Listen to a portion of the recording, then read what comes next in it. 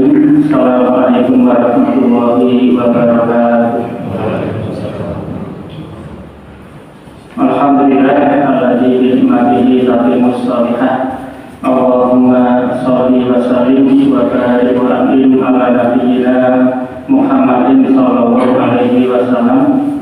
Faqala Allah ta'ala ya ayyuhalladzina amanu taqullaha haqqa tuqatih wa la tamutunna illa wa antum muslimun. Allahumma la sahla illa ma ja'altahu sahla wa anta tas'alul hasna illa syi'ta sahla kama. Jamaah salat isya rahimakumullah, pada kesempatan malam hari ini saya akan menyampaikan satu hadis riwayat dari Imam Muslim, nomor hadis 6008. Kemudian juga riwayat Imam Bukhari, nomor hadis 6022. Berarti hadis ini muttafaqun alaih, disepakati sahihnya oleh Imam Bukhari dan Muslim. Dan hadis ini berisi tentang alternatif sedekah bagi yang tidak memiliki harta. Rasulullah bersabda, ala kulli muslimin sedekah. Wajib atas setiap muslim untuk bersedekah. Di dalam syarah hadis ini, di judul asalnya disebutkan, makna sedekah di sini pada dasarnya adalah mengeluarkan harta di jalan kebaikan. Jadi namanya sedekah adalah ibadah harta.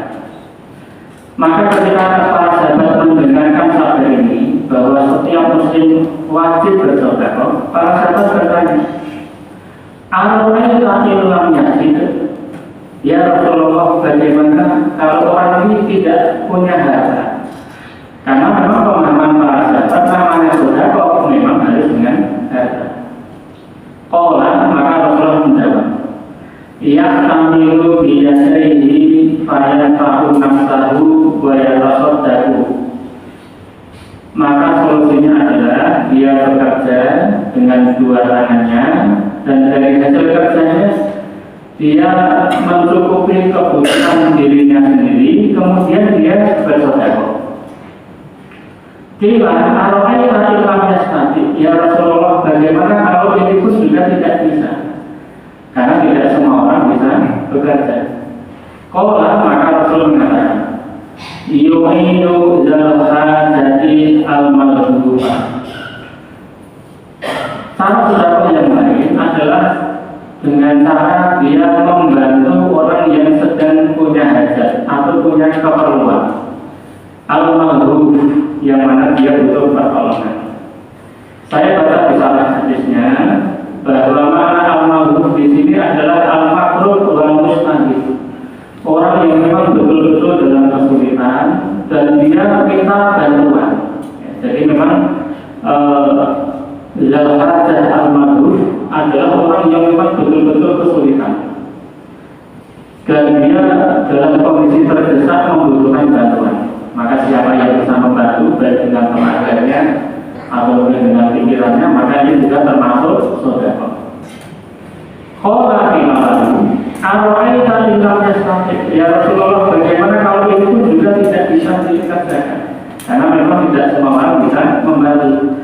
Qala ya'muru bil ma'rufi ambil khair. Cara yang lain adalah kamu memerintahkan kepada yang ma'ruf dan kepada kebaikan.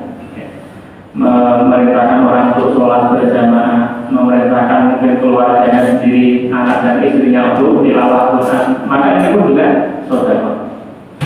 Qala aro'aita ilam yaf'al, bagaimana kalau ini pun juga tidak bisa? Ini berarti dia memang jenis manusia yang tidak punya potensi, harta tidak punya, mungkin kemampuan ilmu juga tidak punya.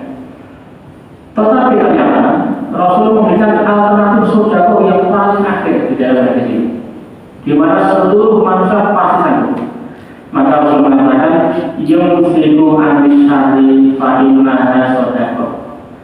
Maka yang cara yang lain adalah kamu menahan diri untuk tidak mengganggu orang lain, maka itu pun juga termasuk sedekah. Maka di salahnya dikatakan bahwa seorang muslim ketika dia menahan diri untuk tidak mengganggu saudara muslim yang lain, tidak mengganggu dengan lisannya, tidak mengganggu dengan perbuatannya, kalau ini diniatkan dalam rangka untuk mencari ridho Allah, ini pun juga termasuk sedekah. Makanya hadis yang merupakan kelonggaran dari Allah dan Rasulullah, di mana ternyata pada sedekah ini tidak didominasi orang yang punya harta saja, tetapi syariat Islam memberikan alternatif sedekah yang lain yang pahalanya juga mendapatkan pahala sedekah. Jamaah sholat isya rahimahumullah, ada satu hadis yang lain di mana Rasulullah bersabda, kullu sulama minan nasi alaihi sedekah. Setiap persendirian manusia ini diwajibkan untuk sedekah. Pada jumlah persendirian ruas-ruas tubuh kita itu ada 360 persendirian.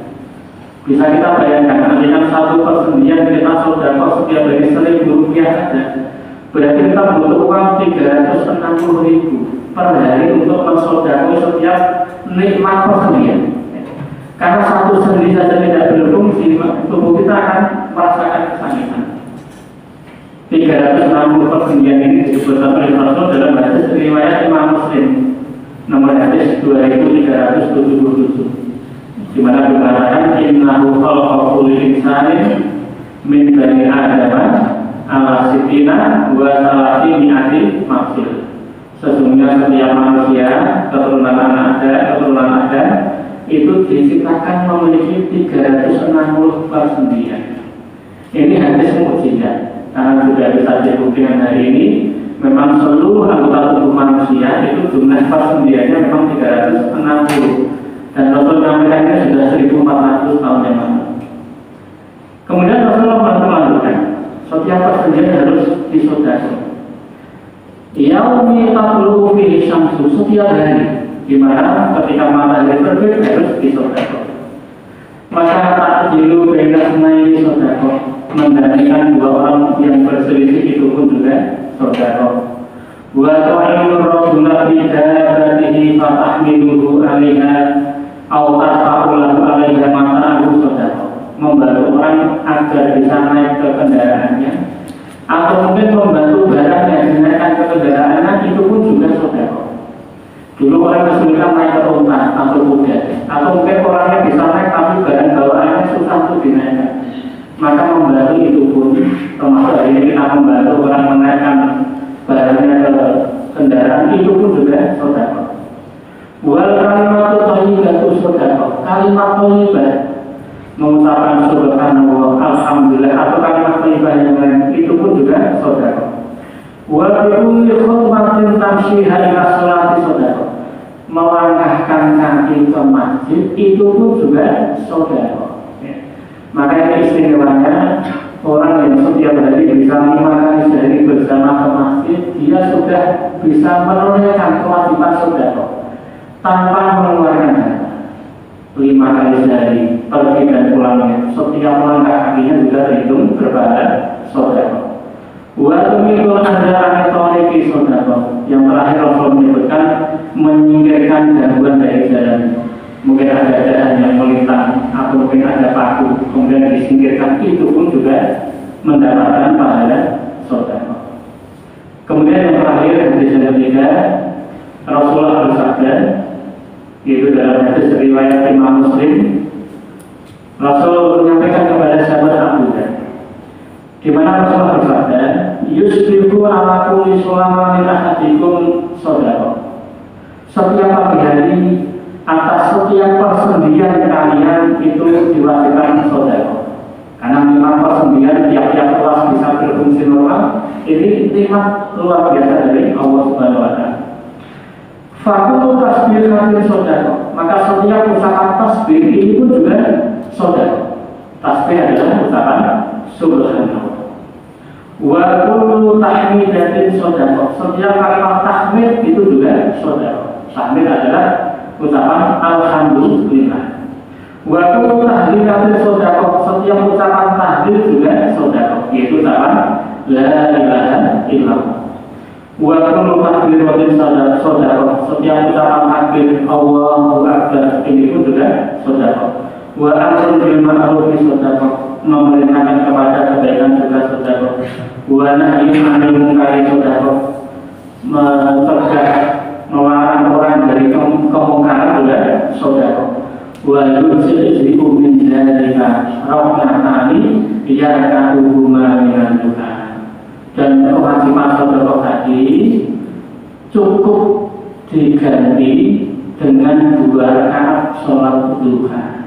Jadi kalau ingin alternatif yang lebih mudah, tidak bisa tasbih, takbir, kewajiban sodakoh tadi cukup kalau kita ganti dengan hanya melaksanakan sholat duha 2 rakaat. Sehingga sholat duha 2 rakaat itu pun juga sodakoh. Kita mendapat pada sodakoh. Dan para sebagian ulama menjadikan dalil ini sebagai disunahkannya sholat duha itu setiap hari. Karena Rasul di sini mengatakan wa yusri'u min dzalika rahmatani yarka'uhuma minan duha. Setiap pagi hari sodakoh, dan ini sudah cukup sodakoh kita kalau kita mengerjakan sholat duha 2 rakaat. Ini sebagai satu dalil bahwa sunnahnya duha ini memang disunahkan setiap hari untuk dikatakan.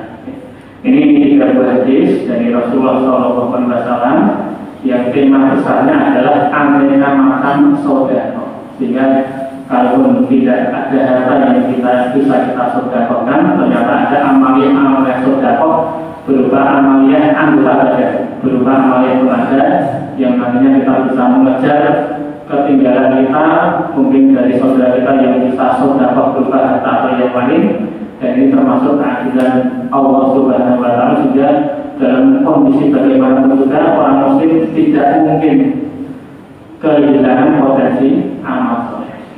Saya kira demikian yang bisa kami sampaikan malam hari ini, mudah-mudahan ada manfaatnya. Alhamdulillahirabbil alamin. Assalamualaikum warahmatullahi wabarakatuh.